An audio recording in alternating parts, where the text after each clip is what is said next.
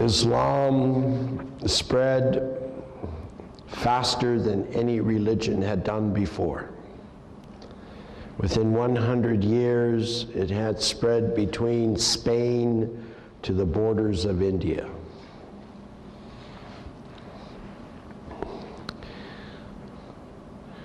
New kinds of social units were created. They were called Islamic cultural centers, centers of learning, centers of culture. They were the prototypes to the future nation states.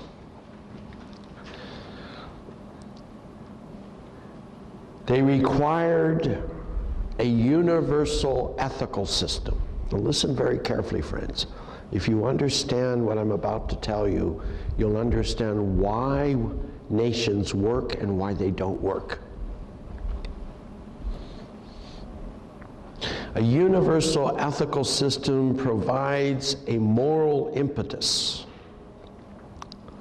for character refinement, spiritual and material protection of citizenry, balanced education for all, and remove barriers such as race. This ethical system cannot come from man.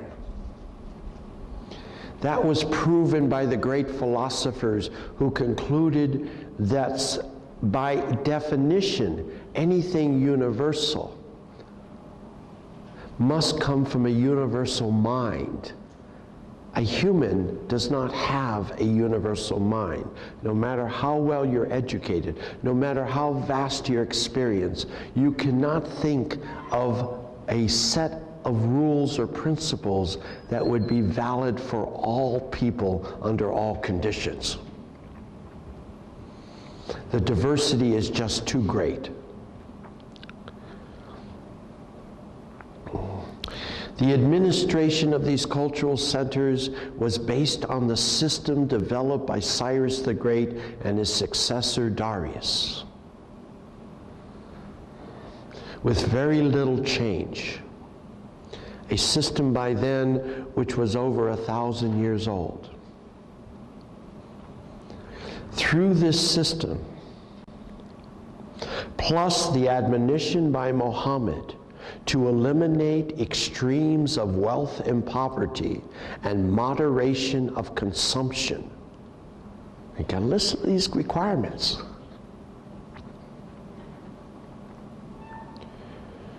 They were able, with a low taxation rate of 2.5%,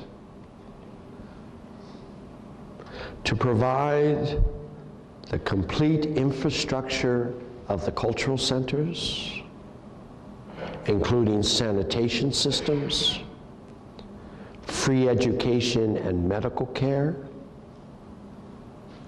and free homes for the aged, as well as all the expenses of government and of defense.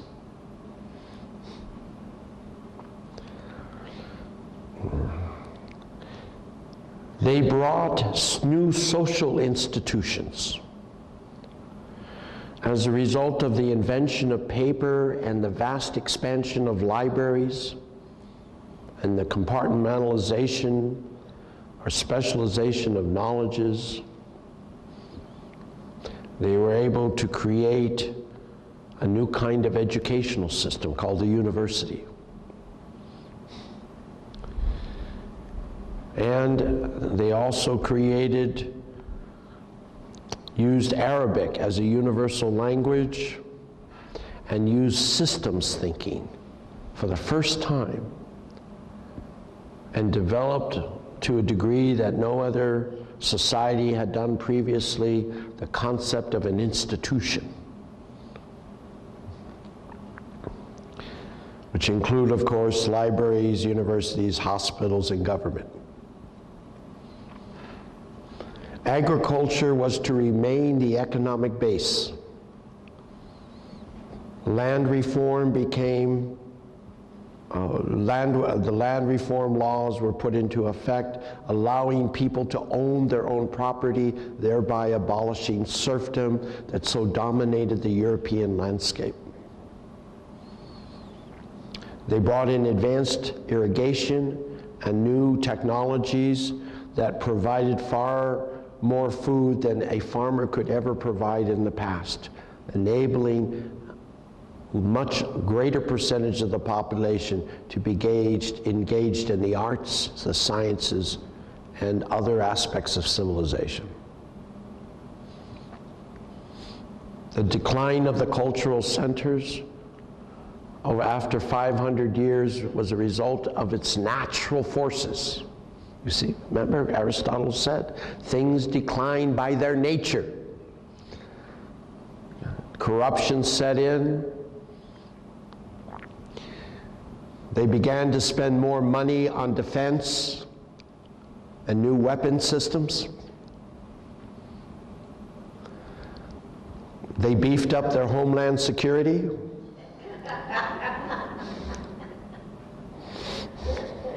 Started engaging in defensive wars, preemptive wars, and no matter how hard they tried, they could not stop the hordes from eventually conquering them, the Mongol hordes. You see, this is very interesting.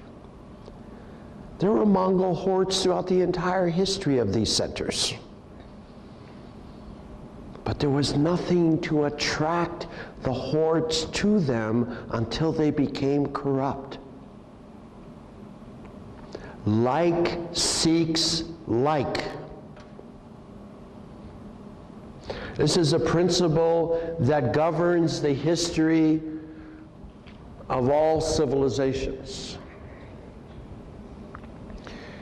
That when a society is morally healthy, they need very little money spent on defense because they don't attract the problems.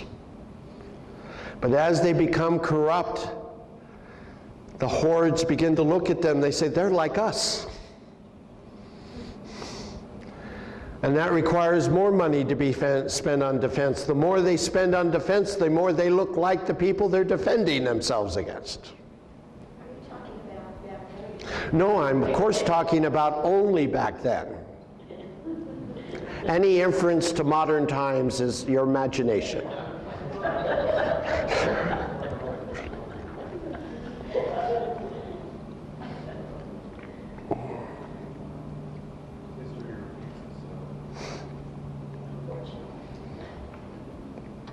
In 1258, the Mongol hordes under the leadership of Hulagu Khan, the grandson of Genghis Khan, took his armies into Baghdad, the biggest of the cultural centers, and within a matter of weeks demolished it,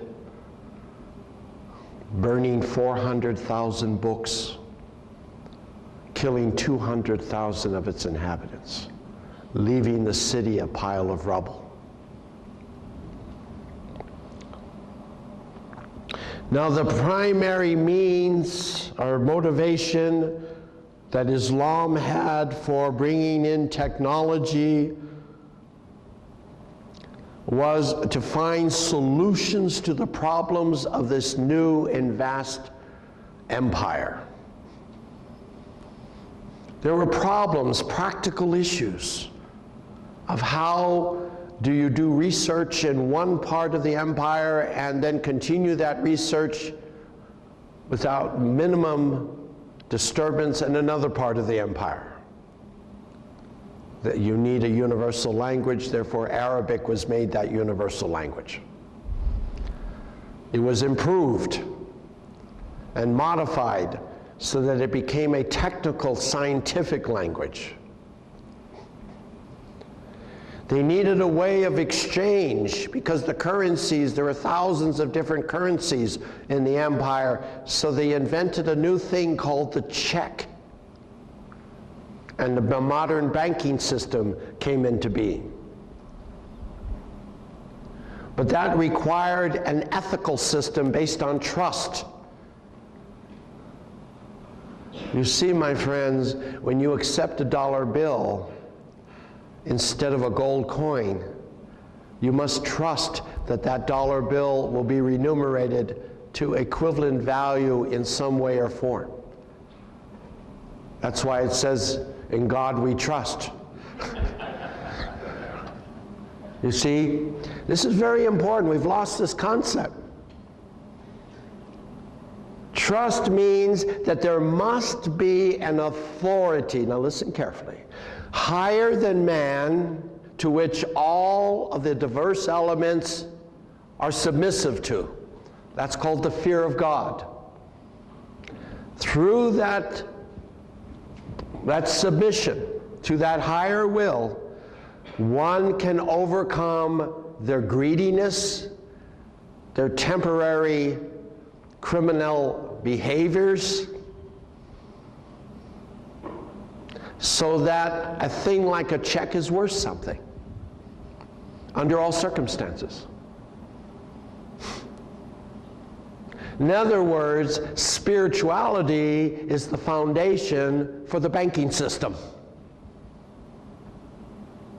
And when spirituality ceases to be the foundation of the banking system, you have the collapse of the banks as we did in the late 80s.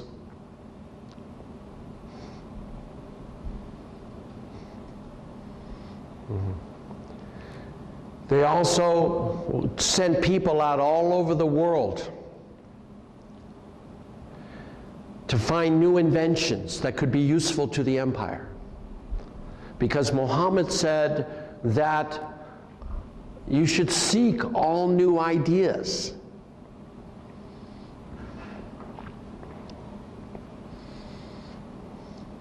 You should be open, even if they come from pagan minds, from infidels. You should seek new ideas. You see, this is very different than what happened by the time Baha'u'llah comes. The Muslim people had become so secluded. They were afraid to seek new ideas, to borrow from other people. They might be corrupted by them. This is not what happens in the new phase of religion. It's an openness, a desire to know. And so they brought back the invention from China of paper. Except there was a problem with the invention. It required wood products, and there weren't vast forest resources on the Arabian Peninsula or in North Africa. They had been destroyed by the Roman Empire. So they substituted other materials to make paper, such as animal products, fur, wool. And they also developed a mass manufacturing process, again, part of the systems thinking. And they were able to reduce the cost of paper from parchment 1,000-fold. That is, for every sheet of parchment, you could make 1,000 sheets of paper. Since the cost of paper was the driving cost of books, that meant you could publish 1,000 times more books for the same cost. Human labor was essentially free then.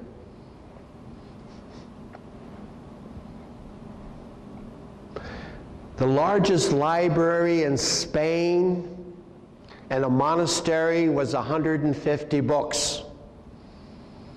When you went into a Christian library, you went to the monk in charge and you say, "I would like to find the treatise by St. Augustine," and he said, "It's the third book from the top on the second table."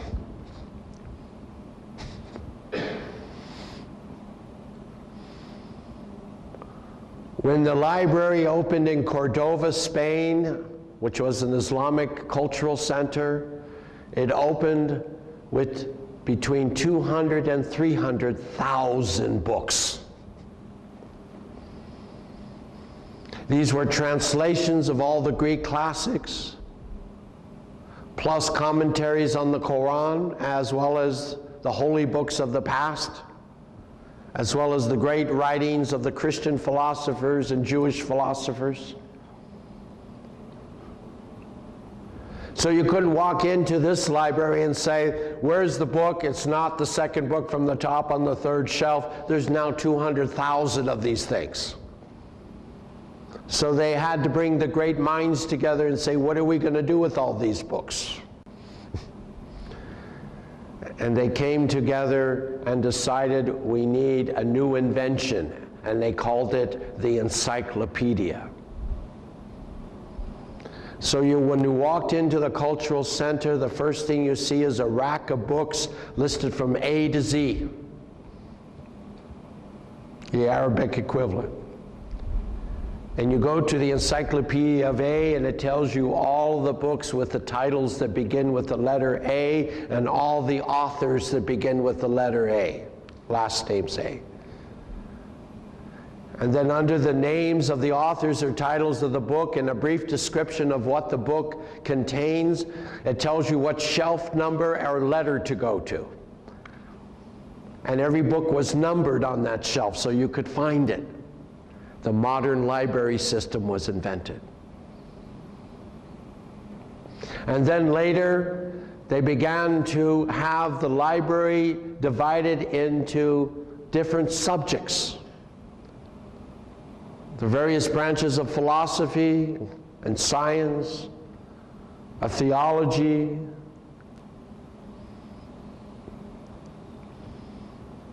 and so now you had a foundation for the modern university. You cannot have a university unless you have a way of supporting the knowledge through books. And now you had a department of philosophy, and a department of science, and a department of theology.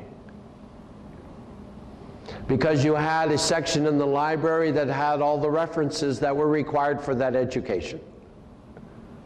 And so you have the development of the first systematic university.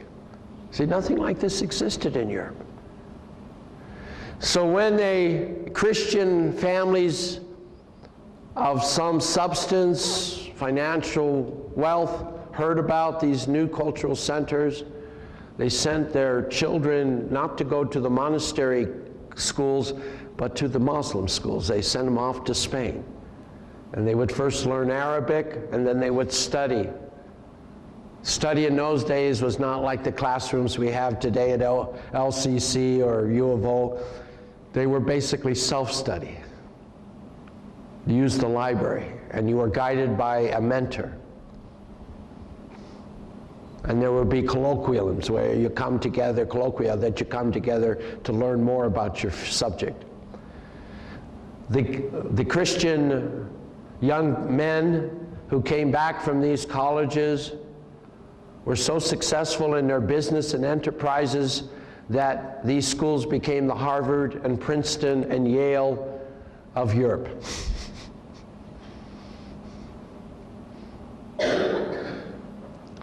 We are talking, my friends, about the Renaissance. The Jews, who had been held captive in the ghettos of Christendom since the first century or two after Christ, who were isolated in these things we now call ghettos, yearned for the day they could escape the ghetto and to go to one of the Islamic cultural centers because they were welcome there. And the Jewish doctors basically consumed everything they could. They became some of the most learned of the Europeans who went to the cultural centers. And they went back and they used this new knowledge plus the knowledge they already had, and they elevated the ghetto to a high academic standard, my friends. There was a play on television that I saw. It was actually on Broadway, and they showed it on television.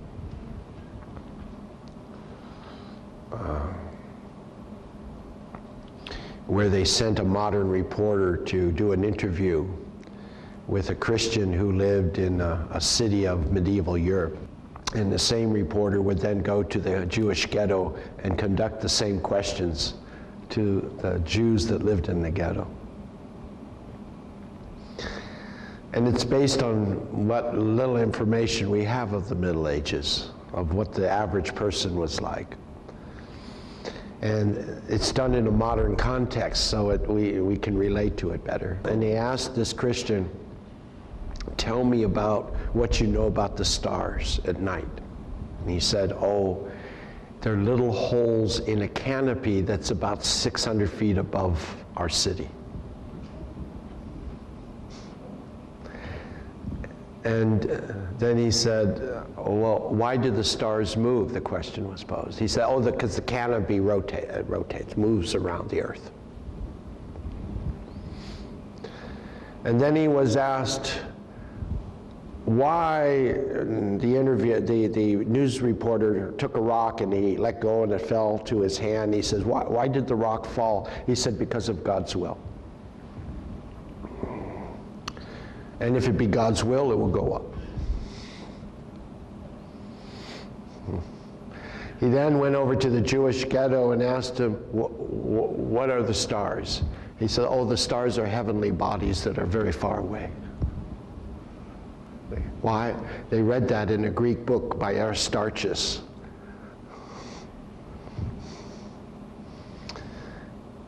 And what about why does the rock fall? Oh, it falls because it has a natural affinity to the earth because the earth is so large. The level of awareness of the ghettos as a result of their exposure to Islam and the teachings as well as their own knowledge put them miles and miles ahead of where medieval Europe was. But these doctors were so influential that it spread beyond the ghetto. And so that's another aspect of the Renaissance. Finally,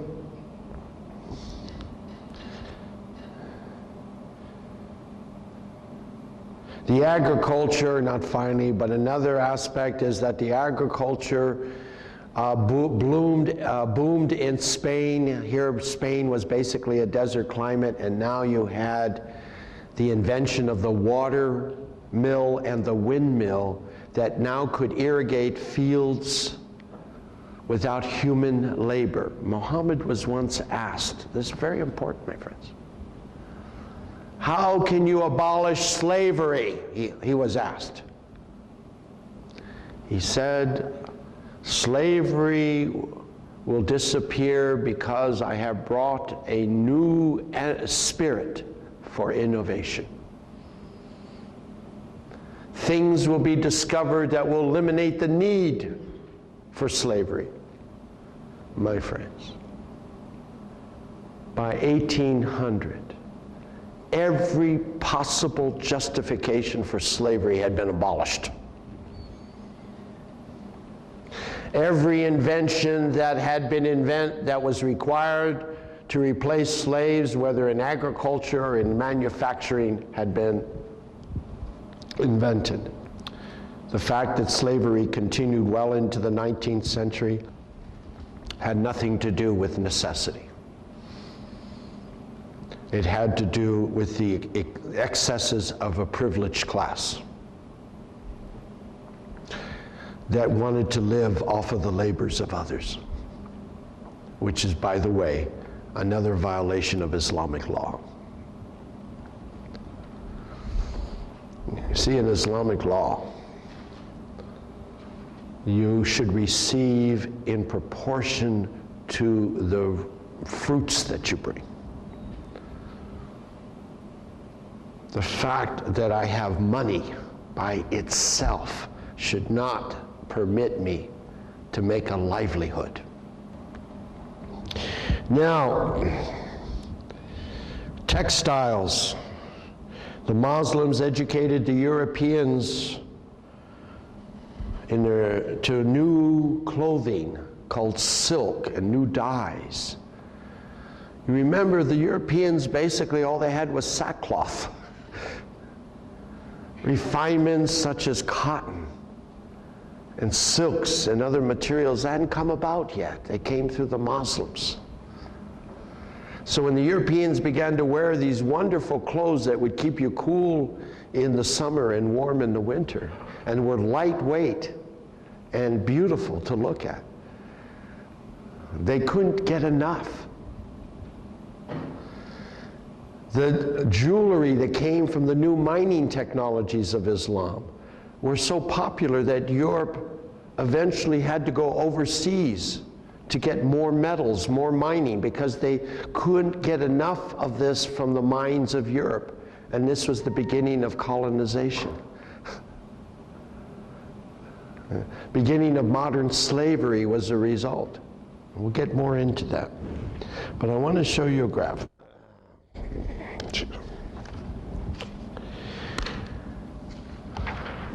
The contributions of Islam to the Renaissance are slow to be recognized. Here is a timeline that comes from Carl Sagan's book called Cosmos, a very popular book in this country.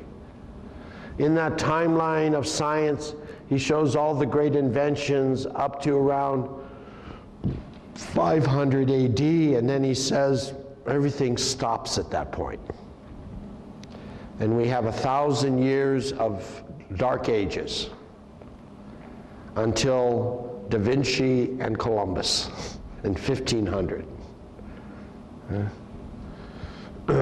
This book is a fairly modern book. It came out in the 80s, I believe, 70s, 80s. From another book written by Stanwood Cobb called Islamic Contributions to Civilization, during that same period, I'm going to read off to you if you can't read it up here. Muhammad reveals the Quran, the windmill, the water mill are invented, advanced irrigation, the paper mills, 400,000 book libraries, institutional hospitals and universities, mechanics and optics techs. Do you know the Muslims were using telescopes during the Crusades? They could see the Crusaders coming at a distance. Crusaders thought they were magic, they were witches, because they knew they could see them at such a distance.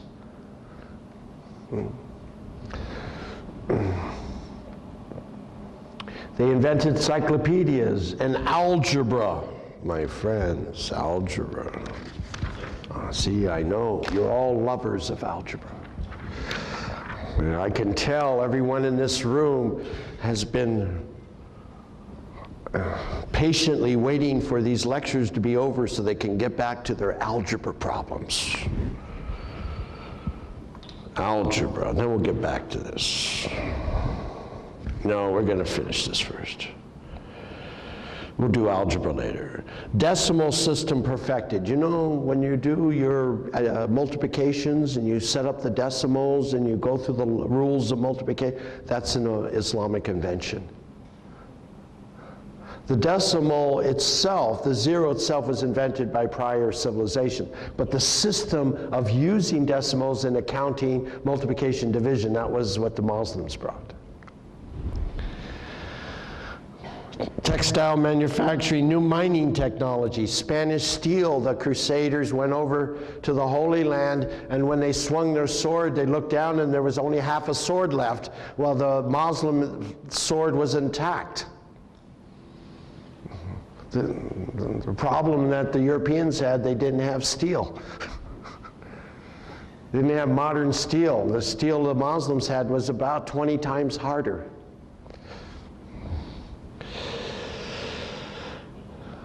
The navigation.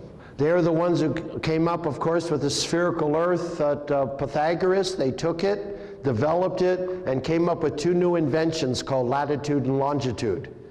Developed all their maps based on it. Took the sextant and another device, astrolabe, that was used in the desert. You know, the desert and the sea are the same thing. There's no landmarks. So you have to do by celestial navigation. So they developed these technologies. Guess who was one of the first beneficiaries in Europe of these technologies? A little known man by the name of Columbus, who learned navigation from the Muslims and was able, therefore, to get his ships across the Atlantic to the New World. Acids and alcohols, they took alchemy and developed first modern chemistry from it. And from acids and alcohols, they got many of their textile improvements, as well as their different food improvements, as well as dyes and other remedies, medical remedies. And gunpowder, took the Chinese invention of the gunpowder and made it practical so it could be used in a firearm. They are the inventor of the cannon and the small firearm. Who were the first to use the cannon? Were the Turks against Constantinople. That's how they defeated Constantinople. Who were the primary users of firearms? Were the Spanish. After they conquered the New World, they terrified the native peoples with firearms.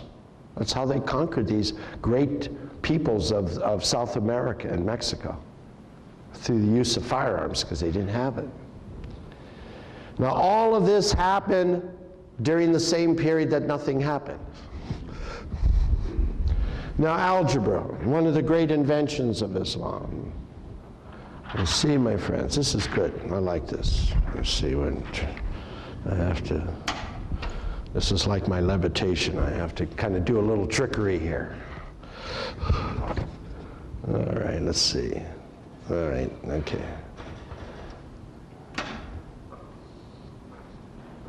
Okay. Now, before algebra, if you wanted to state a principle, you had to do it by showing every possible context. For example, I want to show you the principle of adding a number to itself. So I had to put down 1 plus 1 is 2. 2 plus 2 is 4. 3 plus 3 is 6. Now, how many possibilities are there? Infinite. Algebra says, I shall give you content. N plus N equals 2N. And see, they didn't teach you that when you took algebra. It's unfortunate, because once you understand what algebra is, it is simply the principle that governs the arithmetic. It is the principles of arithmetic in a language of symbols that can only represent principles. This I want you to reflect a little bit more on, because it is through these kinds of innovations coming from the Greeks that allow us to better understand our spirituality. Because we've made spiritual progress absent from our education, we don't include this when we teach mathematics. It's unfortunate, or science. You see, systemization requires principles. You know this old saying that if you want to feed a person, you don't give them fish, you teach them how to fish. What algebra said is, if you want to learn mathematics, you don't give them mathematics, you teach them how to think about it. Algebra is a way of thinking about mathematics. It gives you power, because with one thing to remember, you can generate an infinite number of possibilities. If you take this principle, then you begin to understand what Baha'u'llah brings in his revelation. He brings not just a mere code of laws, but those foundational principles by which an infinite diversity of circumstances can be addressed. We'll talk more about that in the next hour or two. The problem with the Renaissance was not that Europe received all these wonderful innovations. That's a wonderful thing. The problem is they didn't admonish the spiritual teachings along with these innovations. In other words, they took all the goodies, but they didn't take the spiritual principles to moderate their behaviors. You see, it's when you learn new knowledge, you also have a greater responsibility for that knowledge. We talked about this. When you receive new science, you have a greater responsibility for that science. There must be, simultaneously with the new sciences, there must be new ethics and moralities that allow you to moderate the use of these new things. So if you want to understand the excesses of Europe over the past 1,000 years, you need to understand that the reason for many of those excesses is that they assimilated the technologies of Islam, but not the spiritual morality that went along with it. Instead of benefiting from the new materials and everybody prospering from new clothes, they put women and children in sweatshops because they couldn't get enough clothes to furnish the rapacious appetites of the European wealthy. Instead of having a few well-chosen gems and jewelry to adorn themselves, their rapaciousness required that not only were the mines insufficient and the labor to mine them insufficient, we began child and women labor in mines and the kinds of tragic conditions of mines that last to the present day. Because the Europeans not only wanted a few jewelry, they wanted hordes of jewelry. But when Islam invented the check, which is the foundation for paper money, the Europeans did not have the trust. They did not have the ethical system in place by which that trust could have developed a unified economy within the European community, which would have been based on paper. So they had to now go and mine not only for jewelry, but for large amounts of gold to provide the coinage for commerce. That mining took them to the New World and to begin a new trade called the slave trade of Africans. Because the Indians of the New World refused to work. Said to bring Africans over, and then those Africans were later used in agriculture in the South of America, in the United States. You see, everything's connected, my friends. Everything. The abuses of the Industrial Revolution also go back where human beings were not seen end in themselves, which was the teaching of Islam, but were seen as means to an end of greater wealth and power. As early as the 1500s, Machiavelli wrote The Prince, in which a cynical approach to power and authority was taken, which completely violate the ethics of Islam, as well as Christianity. But the Machiavelli's Prince is still the handbook for modern politicians. This is what allows nations to justify their abuses of other nations for the purpose of national security. That's all very Machiavelli. It's against Islamic law.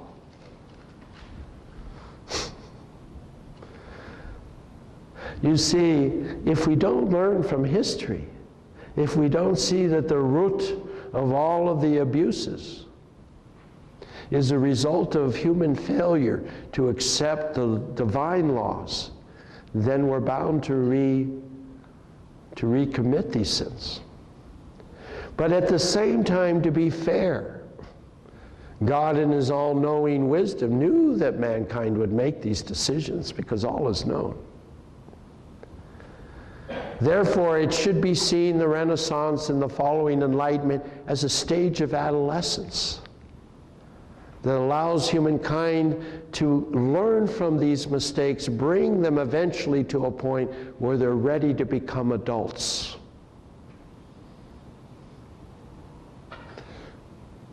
Or as my grandchild says, "Grandpa, you must learn to become adult, not an adult."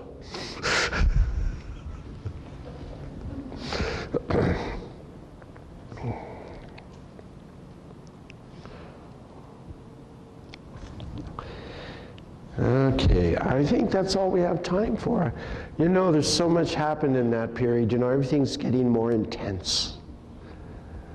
You know, this 1,000-year period, which is the longest stretch, one of the longest stretches we have between religions. See, between Islam and the Bab is 1,260 years. That's a huge stretch.